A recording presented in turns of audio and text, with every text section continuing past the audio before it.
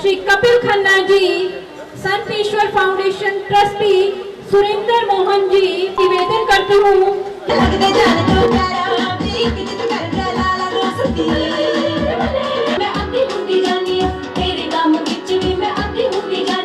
मैं आज के इस वार्षिक उत्सव में आप सबको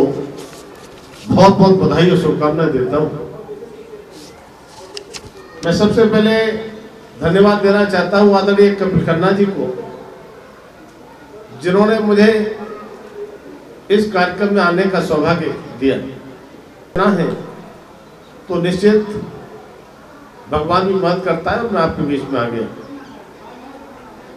मैंने जैसा देखा और जम्मू से लेकर यहां तक चर्चा की, संत ईश्वर फाउंडेशन केवल यही एक संस्था को चलाने का काम नहीं, बल्कि और भी ऐसी संस्थाएं, पूरे दिल्ली में प्रतिवर्ष कितना बड़ा आयोजन होता है, जो विशिष्ट क्षेत्रों में काम करने वाले उन प्रतिभाओं को आप बड़े अच्छे से सम्मान भी करते हैं। देश भर से वो प्रतिभाएं कैसे आप सिलेक्ट करते हैं, और मैं जानकर मुझे आश्चर्य हुआ कि वो राशि जो उनको सम्मान में दी जाती है वो लाखों में नहीं करोड़ों में होती है। लगातार देश भर में शिशु मंदिर, विद्या मंदिर, इंटर कॉलेज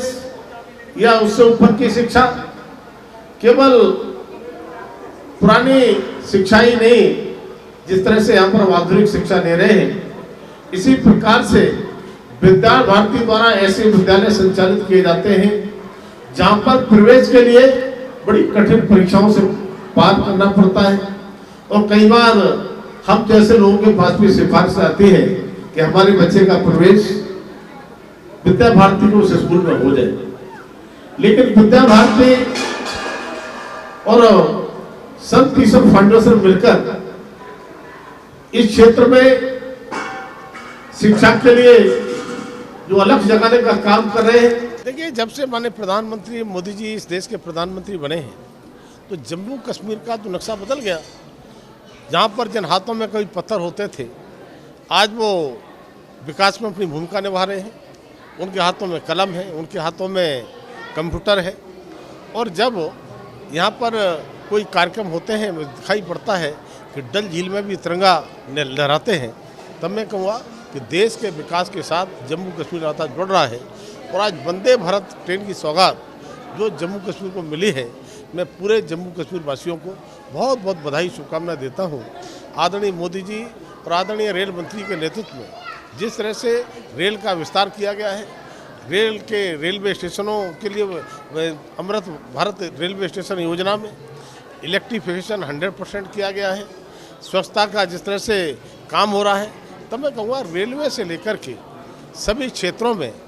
लगातार मोदी के नेतृत्व में काम हो रहा है, और जम्मू कश्मीर में भी उसका पूरा लाभ मिल रहा है। तब मैं जम्मू कश्मीर के सभी नागरिकों को बहुत बहुत बधाई शुभकामनाएं। देखिए, आदरणीय मोदी जी के नेतृत्व में जब जब जो चुनाव हो रहे हैं, लगातार एनडीए या भाजपा परचम फहराने का काम करती है, और आज जब ये चुनाव हो रहे हैं, सबसे ज़्यादा फोकस पश्चिम बंगाल पर है। पश्चिम बंगाल में जिस तरह से कानून का राज खत्म हो गया था, गुंडागर्दी हावी थी, जिस तरह से ममता दीदी की सरकार ममता नहीं बल्कि क्रूरता से चल रही थी, किस प्रकार की अप्रिय घटनाएं होती थी, तब वहाँ से उस गुंडागर्दी से निजात पाने के लिए भारतीय जनता पार्टी का समर्थन हमारी पश्चिम बंगाल की जनता ने किया है। तो मुझे लगता है कि आसाम और पश्चिम बंगाल और अन्य प्रदेशों में भी भाजपा सरकार बनाएगी और बढ़त बनाएगी।